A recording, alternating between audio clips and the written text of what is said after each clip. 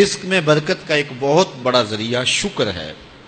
ارشاد فرمایا لَإِن شَكَرْتُمْ لَأَزِيدَنَّكُمْ، اگر تم شکر کرو گے وہ تمہیں اور زیادہ عطا کرے گا، اور اگر تم شکر نہیں کرو گے وَلَئِن كَفَرْتُمْ، کفران نعمت کرو گے، إِنَّ عَذَابِي لَشَدِيدٌ، تو پھر میرا عذاب بڑا سخت ہے۔ رزق کے اضافے کا ایک اور بہت بڑا سبب انفاق فی سبیل اللہ ہے۔ اللہ فرماتا ہے جو تم خرچ کرتے ہو تو جو چیز تم نے نکال دی اس کی جگہ اللہ تمہیں اور عطا کر دیتا ہے۔ بعض کا ہمارا یہ ہوتا ہے کہ کوئی آدمی مالی بحران میں آ گیا تو وہ کرتا کیا ہے کہ جو راہ خدا میں دینے کا کھاتا تھا پہلے اسے کلوز کرتا ہے، یہ فلاں مدرسے کو دیتے ہو یہ بھی بند کر دو، یہ مسجد کو دیتے ہو یہ بھی بند کر دو، یہ فلاں غریب کو دیتے ہو یہ بھی بند کرو، حالات ٹائٹ ہو گئے ہیں۔ لیکن 5 گاڑیاں ہیں تو 2 گاڑیوں پہ گزارا کر لیا جائے، پیٹرول بچے، یہ نہیں ہو سکتا۔ گھر کے لچھن وہی ہیں لیکن بند کہاں سے کیا؟ جہاں سے رزق آنا تھا۔ ہمیں تو یہ حکم دیا ہے جب رزق تنگ ہونے لگے صدقہ دے کے رب سے کاروبار کر لو، صدقے سے تمہارے رزق میں اضافہ ہوگا۔ یہ رب کا وعدہ ہے اور اللہ کے وعدے جھوٹے نہیں ہو سکتے۔ رزق کی برکت کا ایک اور بہت بڑا ذریعہ النکاح ہے۔ فرمایا اگر تم نکاح کرو گے، تم فقیر ہو وہ تمہیں غنی کر دے گا۔ لوگ کہتے ہیں بچہ پیروں پہ کھڑا ہو لے تو پھر نکاح کریں گے، اللہ کہتا ہے تم نکاح کرو ہم پیروں پہ کھڑا کر دیں گے۔ ہمارا فلسفہ اپنا ہے، اس کا حکم اپنا ہے۔ وہ کہتا ہے ابھی تو یہ اپنے لیے نہیں کماتا تو جو آئے گی اس کو کہاں سے کھلائے گا؟ میاں جس نے آنا ہے اس نے اپنا رزق لے کے آنا ہے۔ تو بچوں کی شادیاں کرو، اگر وہ جوان ہو گئے رزق نصیب ہوگا۔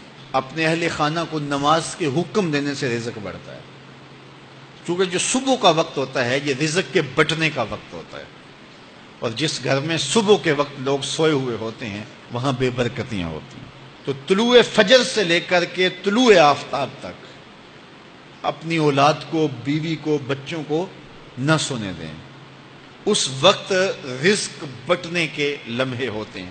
کثیر دعائیں مانگیں، تلاوت کلام مجید پڑھیں، اور نماز فجر مرد حضرات مسجدوں میں جا کے باجماعت ادا کریں، اور گھروں میں جو ہے وہ بیٹیاں بہنیں مصلے بچھا لیں تو اللہ کی رحمتوں کا نزول ہوگا۔ اب ایک حدیث میں رزق کے اضافے کا ایک اور نسخہ ارشاد کیا گیا۔ میرے حضور نے فرمایا جو شخص یہ چاہتا ہے کہ اس کے رزق میں برکتیں ہوں اور اس کی عمر میں اضافہ ہو تو وہ اپنے رشتہ داروں کے ساتھ سلوک اچھا کرے۔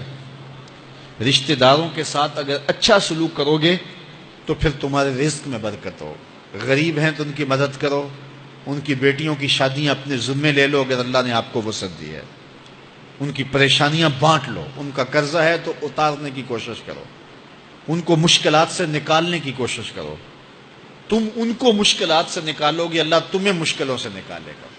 تمہارے رزق میں بھی برکتیں ہوگی اور تمہارے مال میں بھی برکتیں ہوں گی۔ فرمایا بہتر صدقہ وہ ہے جو ناراض غریب رشتہ دار کو دیا جائے۔ اگر وہ پھنس گیا ہے، مجبور ہے، ناراض ہے، تو اس کو اگر دیں گے تمہارا نفس اس میں شامل نہیں ہوگا، تو یہ افضل صدقہ ہے جو ہر صورت میں قبول ہی قبول ہے۔